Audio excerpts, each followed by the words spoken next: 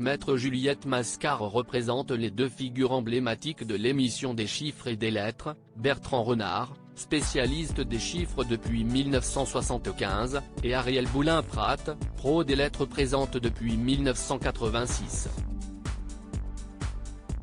Ils sont en conflit avec France Télévisions et chaque parti ne cesse de donner son point de vue. Cette fois, c'est dans Le Parisien et via leur avocate que les deux réagissent. Mardi 23 août 2022, France Télévisions a répondu aux accusations des deux experts après qu'ils l'ont fait savoir que leur départ des chiffres et des lettres n'était pas dû à un désaccord contractuel et qu'en réalité c'était un peu plus complexe que cela. Selon eux, le groupe aurait exigé une baisse de leur salaire de l'ordre de 60% et a refusé de leur accorder un CDI alors qu'ils sont en CDD depuis 36 ans pour Ariel, et 47 ans pour Bertrand.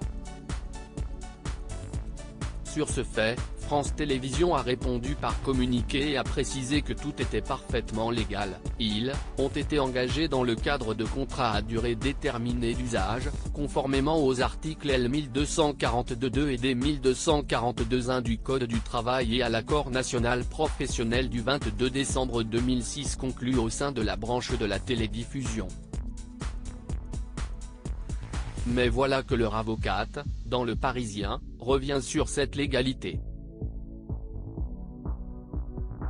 Pour elle, reconduire ces CDD pendant des décennies est parfaitement irrégulier. Il est impossible de pourvoir un emploi de manière permanente avec ce type de contrat, explique-t-elle. Ces contrats doivent en effet être utilisés que pour répondre à des besoins ponctuels et immédiats pour un poste spécifique, rappelle le quotidien. France Télévisions ne se laisse pas faire, a répondu et a même fait une précision sur la demande de CDI d'Ariel Boulin-Prat et Bertrand Renard qui est en réalité impossible. Le recours à ces contrats, les CDD, note de la rédaction, est autorisé et pratiqué par l'ensemble de la profession.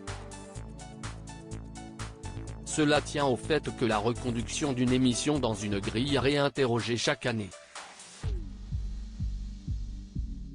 Madame Boulin-Prat et Monsieur Renard ont travaillé environ 35 à 40 jours par an, regroupés en 6 à 8 sessions. Ils n'ont donc pas collaboré dans les conditions d'un CDI à temps plein. En tout cas, les anciens experts des chiffres et des lettres n'ont le droit ni à des primes d'ancienneté ni de primes de précarité ni d'accès aux avantages sociaux de France Télévisions. Leur avocate a en effet fait savoir que depuis l'annulation des tournages ils n'ont plus de revenus. Rappelons que des chiffres et des lettres sera prochainement diffusé 2 fois par semaine à 17h15 le samedi et le dimanche, au lieu de 6 fois. Si l'identité du remplaçant de Bertrand Renard vient d'être dévoilée, celle d'Ariel Boulin-Prat n'a pas été officialisée. On sait tout de même qu'il s'agit d'une professeure de lettres découverte sur la chaîne éducative Lumni.